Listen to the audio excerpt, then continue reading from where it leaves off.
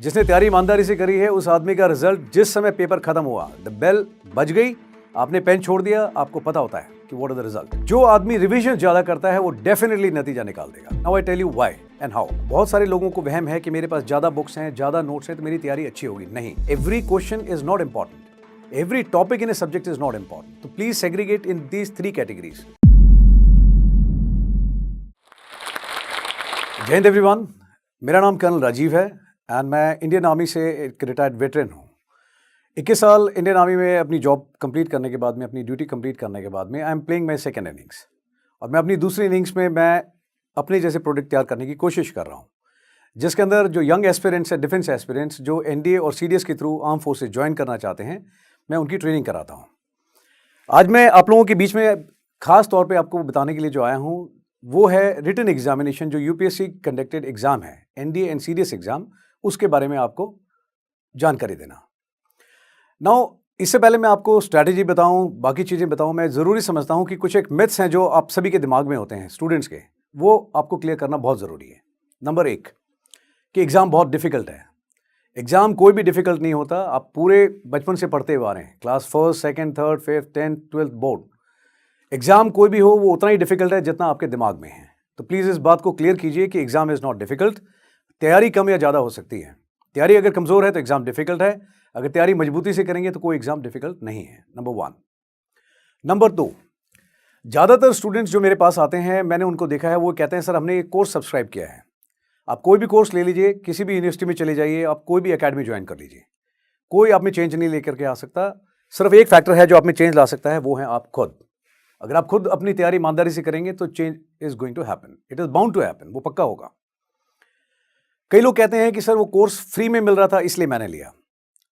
मैं सिर्फ एक स्टेटमेंट आपको बताना चाहूँगा कि फ्री में कुछ भी नहीं होता है। इवन माँ भी बच्चे को जन्म देती है, उसमें 9 महीने लगते हैं, and to enjoy that pleasure of motherhood, you know, one has to bear the pain for 9 months and it is worth it.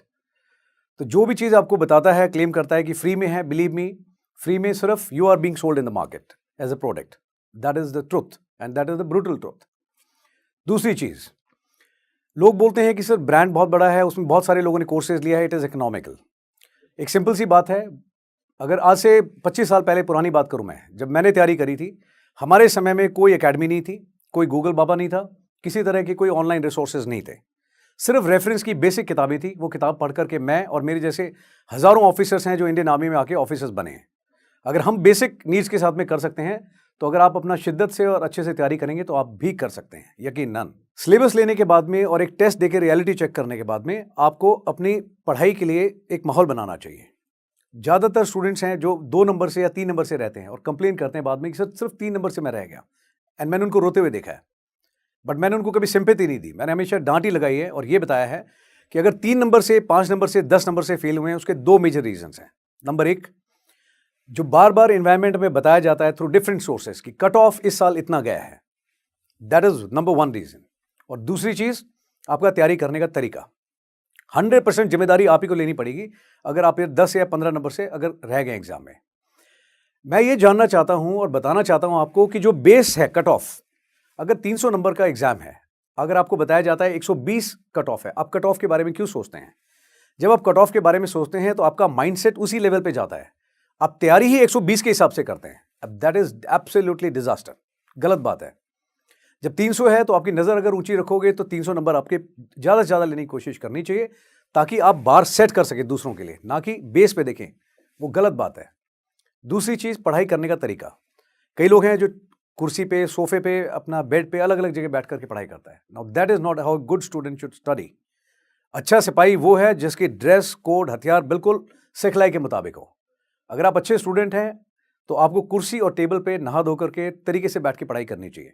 एक अच्छा बॉडी पोस्चर होना चाहिए, रेफरेंस की किताब के सिवाय बाकी टेबल पे कुछ नहीं होना चाहिए। अगर उस माहौल पे पढ़ोगे, टेबल पे अगर आप सीधे बैठ के पढ़ाई करेंगे, मैं गारंटी देता हूं आपको कि आपका बॉडी पोस्चर ठीक रहेगा, आपको जिम्मेदारी का एहसास होगा कि मैं किसी काम करने के लिए बैठा हूं, not to waste time. That's very very important. और दूसरी चीज, कट ऑफ पे ध्यान ना देकर के मैक्सिमम नंबर की तरफ देखो। नजर ऊंची रहेगी, नंबर यकीनन ज्यादा आएंगे। ना पढ़ाई करने का तरीका, ज़्यादातर स्टूडेंट से मैं जब पूछता हूं कि आपका पढ़ने का तरीका क्या है, तो बताते हैं सर मैंने इतने दिन में कोर्स किया था, फिर मैंने मॉक टेस्ट दिए थे, और उसके बाद में फिर मैंने सर ये किया था। एंड व्हेन आई आस्क कि रिवीजन कितनी करी, तो ज़्यादातर स्टूडेंट्स का कहना होता है सर रिवीजन तो सर एक बार करी थी या 2 बार करी थी। गलत तरीका है। बड़ा सिंपल सा एक तरीका बताता हूँ जो मैंने एक बार नहीं कई बार ट्राई करके देखा है। जब स्कूल में था तब भी, कॉलेज में भी और उसके बाद में फ़ौज में भी, प्रोफेशनल कोर्सेज़ में भी। और मैं कभी उस चीज़ में मुझे नहीं लगता कि मुझे कभी फेलियर का सामना करना पड़ा। प्रोसीजर बहुत सिंपल सा है। अगर 24 घंटे हैं, 24 घंटे हर एक स्टूडेंट और हर एक कैंडिडेट के पास में है जो एग्ज़ाम की तैयारी करता है। बट उस 24 घंटे में आप उसका फ़ायदा कैसे उठाते हैं, तैयारी कैसे करते हैं, वो फ़र्क डालता है। एक स्टूडेंट है जो कोशिश करता है कि 24 घंटे में ज़्यादा से ज़्यादा पढ़ना है। दूसरा स्टूडेंट है वो कहता है मुझे ज़्यादा सिलेबस कवर नहीं करना, लेकिन रिवीजन ज़्यादा करनी है। आप यकीन मानिए, जो आदमी रिवीजन ज़्यादा करता है वो डेफिनेटली नतीजा निकाल देगा। Now I tell you why and how. एक अच्छा स्टूडेंट मैं उसको मानता हूं जो जब तैयारी करता है, सुबह जब आप तैयारी करते हैं, सुबह सबसे पहले वो सब्जेक्ट उठाना चाहिए जो सबसे मुश्किल है आपके लिए। क्यों? उस समय दिमाग फ्रेश है, किसी तरह का कोई कमिटमेंट नहीं है, कोई लोड नहीं है। तो मैक्सिमम टाइम आपको उस समय उसको देना चाहिए जो सब्जेक्ट आपके लिए हैवी है। आपकी कॉम्प्रिहेंशन पावर ज़्यादा रहेगी, रिटेंशन अच्छी रहेगी आपकी और आप ज़्यादा कवर कर पाएंगे। एंड जो लाइट सब्जेक्ट्स हैं जैसे जनरल अवेयरनेस या अपनी काबिलियत के मुताबिक, वो आपको तब पढ़ना चाहिए जब आप थोड़ा हैवी मोमेंट्स हैं आपके लिए, कि आपने खाना खाया हुआ है, आप थोड़े थके हुए हैं। That time you can absorb such subjects. Now पूरे दिन में आपने जो भी रूटीन बनाया है वो रूटीन बनाइए, stick to that routine. Very very important. एक अच्छा रूटीन बहुत ज़रूरी है। अच्छा रूटीन का मतलब ये है कि आप टाइम पे उठें। कुछ लोग हैं जो 8 बजे उठते हैं, मैं उसको भी फेलियर मानता हूँ। एक स्टूडेंट जो 4 बजे उठ करके तैयारी करता है, अगर जो 8 बजे उठ रहा है वो 4 घंटे ऑलरेडी आपसे आगे है।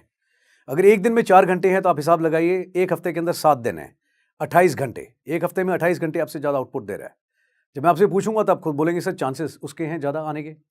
28 मल्टीप्लाई बाई 30, आप देख लीजिए आप किधर स्टैंड करते हैं। सो एक अच्छा रूटीन होना बहुत ज़रूरी है। जल्दी उठना चाहिए।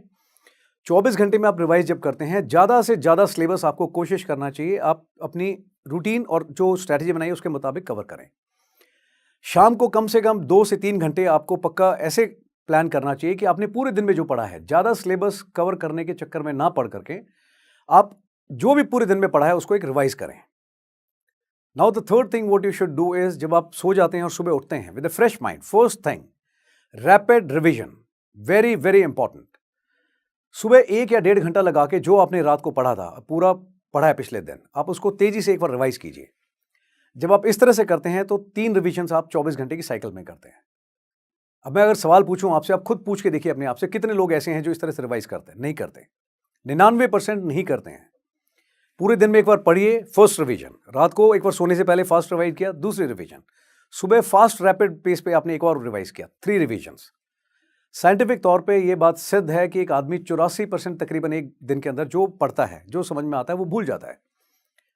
लेकिन जब आप 3 बार रिवाइज करते हैं तो आपकी रिटेंशन पावर ज़्यादा रहती है। तो जब आप 3 रिवीजन करते हैं एक दिन में तो आपका आउटपुट डेफिनेटली ज़्यादा आएगा और ये चीज़ आपको ज़्यादा मार्क्स दिलाएगी मार्क्स में, कंपटीशन में। That is one. जैसे जैसे आपका सिलेबस कवर होता जाता है, लेकिन आप रिवीजन अपनी कम करते जाते हैं। फौज के अंदर एक एग्जाम होता है, डिफेंस सर्विसेज स्टाफ कॉलेज, तकरीबन 6 सब्जेक्ट्स होते हैं टोटल और तकरीबन 3000 पेज से भी ज़्यादा सिलेबस होता है। दुनिया भर के सब्जेक्ट्स हैं एंड उसको इतना रिवाइज करते हैं लोग, पूरी साल भर तैयारी करते हैं कि 3000 को 30 पेज में सिमटा देते हैं। That is how you should make notes.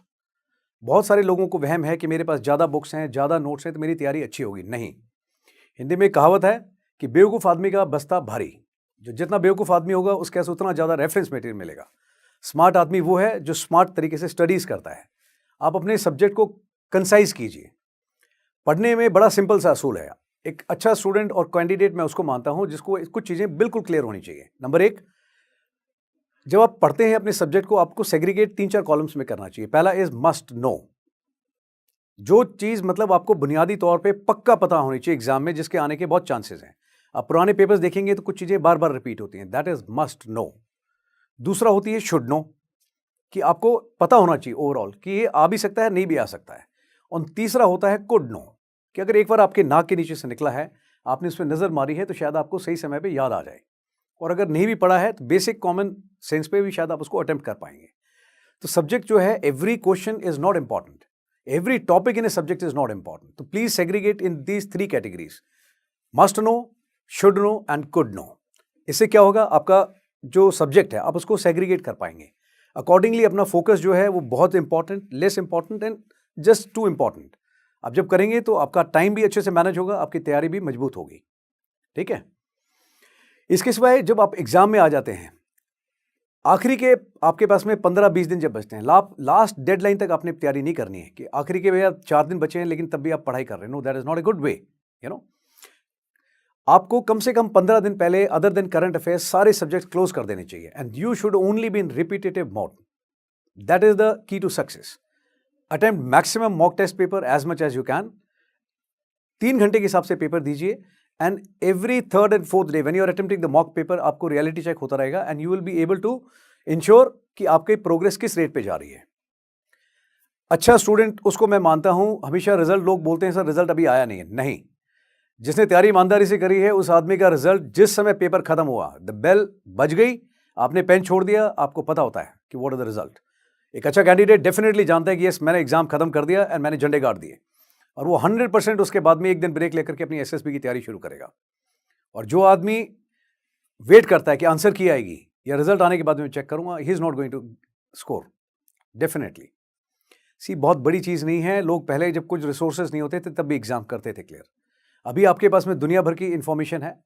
Don't rely too much on information, don't rely too much on academies, don't rely too much on reference material. Basic बुनियादी जरूरत का सामान आपके पास में होना चाहिए। एक अच्छी टेबल सेट कीजिए, एक अच्छा रूटीन बनाइए, सिलेबस ऑथेंटिकेटेड सोर्स से निकालिए, रिवीजन मोड ज़्यादा होनी चाहिए, मॉक टेस्ट आखिरी के 15 दिन में होने चाहिए। एंड अगर कॉन्फिडेंस चेक करना है तो रियल कॉन्फिडेंट मैन मैं उसको मानता हूँ जो 4 दिन पहले या 3 दिन पहले बिल्कुल किताबें क्लोज कर दे and relax yourself. I tried it and मैं कभी फेल नहीं हुआ। 2 से 3 दिन पहले क्लोज कर दीजिए एंड डिटॉक्सिफाई योर सेल्फ, जितना पड़ा हुआ है रिलैक्स। आखिरी तक एंग्जाइटी लेवल अगर हाई रहेगा तो एग्जाम में भी गलत होगा, ठीक है। That is all I have to say in the basic nutshell. So ईमानदारी से काम कीजिए, please put best investment that is in your efforts. अपने ऊपर काम कीजिए, अपने ऊपर काम करने का नशा ही अलग है। Wish you all the best for exams. जय हिंद।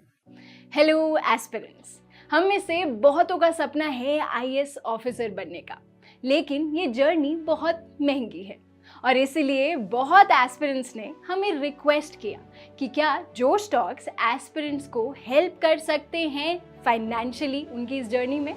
तो इसीलिए जोश टॉक्स ने कांटेक्ट किया केएसजीआईएस के खान सर को। शायद खान सर और केएसजीआईएस की तो इंट्रोडक्शन देने की ही ज़रूरत नहीं है।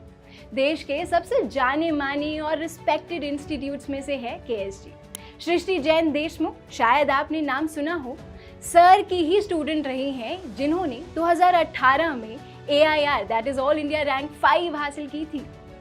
उनके एक और सिलेक्टेड कैंडिडेट शुभम कुमार, जिनका 2022 में ऑल इंडिया रैंक 41 आया था, उन्होंने एक जोश टॉक्स भी दी है। उनके और बहुत से स्टूडेंट्स ने भी जोश टॉक्स दी हैं जो कुछ ही टाइम में रिलीज होंगी।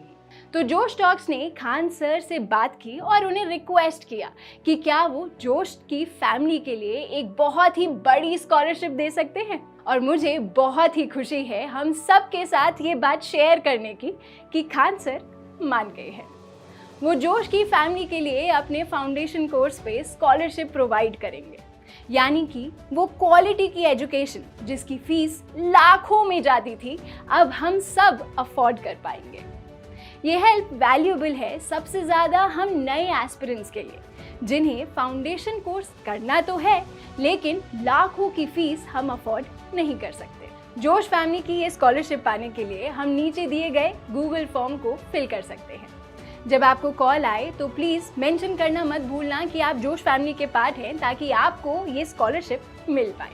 जोश टॉक्स को बहुत गर्व है कि अब एस्पिरेंट्स को जोश सिर्फ कहानियों से नहीं बल्कि असलियत में फाइनेंशियली सपोर्ट कर पा रहा है। जोश टॉक्स का सपना कभी भी सिर्फ टॉक्स बनाना नहीं था। जोश का मानना है कि हम सब में एक काबिलियत है अपनी ज़िंदगी में कुछ बड़ा हासिल करने की, मगर ज़िंदगी की कुछ परिस्थितियां हमें अपने अंदर के टैलेंट को बाहर नहीं निकालने देती। लेकिन अब कम से कम हमारी फाइनेंशियल स्थिति हमें अपने आईएएस बनने के सपने से रोक नहीं सकती। जोश टॉक्स एक बड़े भाई या बड़ी बहन की तरह हर वक्त हम सबको जिंदगी में आगे लेके जाने के प्रयास में लगा रहेगा। आप बस जाके अपना 100% दीजिए, एक भी दिन जाया ना होने दे, बाकी जोश संभाल लेगा। जय हिंद।